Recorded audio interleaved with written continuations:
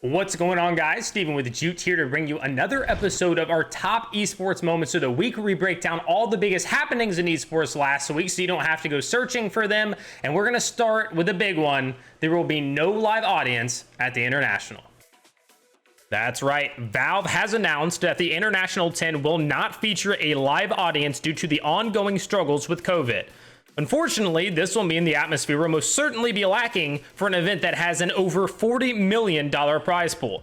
As we've seen with other games, LAN events are still insanely fun to watch. However, missing a crowd will certainly drive down that excitement.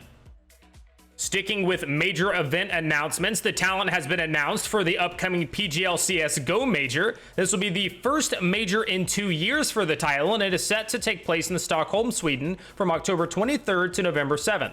The list sees the return of Richard Lewis as host, Thorn and YNK reunite as analyst, and Sadakist, DDK, and more will be making an appearance as casters at the event. While many fans are excited to see familiar faces returning to CSGO, others are quick to point out the lack of gender diversity in the talent lineup, with all 15 announced members being men. This is a bit of a head scratcher, as plenty strong female hosts, casters, observers, and analysts were overlooked in favor of a mostly white and entirely male lineup. Sticking with Counter-Strike for a moment, fnatic fans will be having a rough week after the organization went 0-5 at the IEM Fall group stage and found themselves eliminated not only from the event, but also from contention for the PGL Stockholm Major.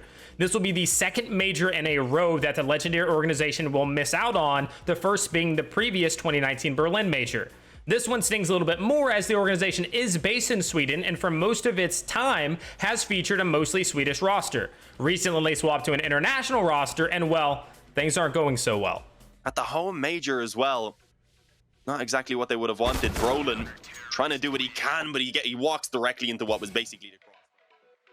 If you're an Overwatch fan, you have had a wild week, and there's still more to come. With Rosterpocalypse in full swing, many organizations have actually dropped their entire lineup. That's right, all players have been released, while in some cases, organizations have only allowed some relatively surprising players, such as Pine for the Dallas Fuel, to enter free agency. It's been a wild ride thus far, and there's still plenty more to happen, so make sure you stay tuned to these organizations as they make the shifts ahead of Overwatch 2 and the next season of the Overwatch League, which will be moving from 6v6 to 5v5.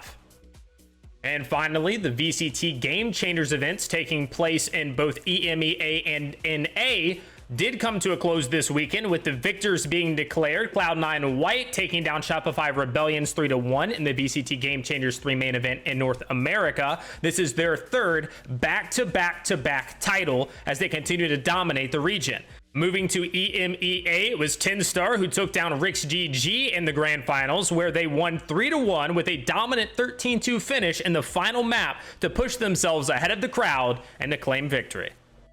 You're all caught up. Those are the biggest storylines coming out of last week in esports. And if you love this content or content like this about esports, make sure you give the video a thumbs up, subscribe to the channel, and let us know what your favorite moment was down in the comments below. We'll catch you in the next one.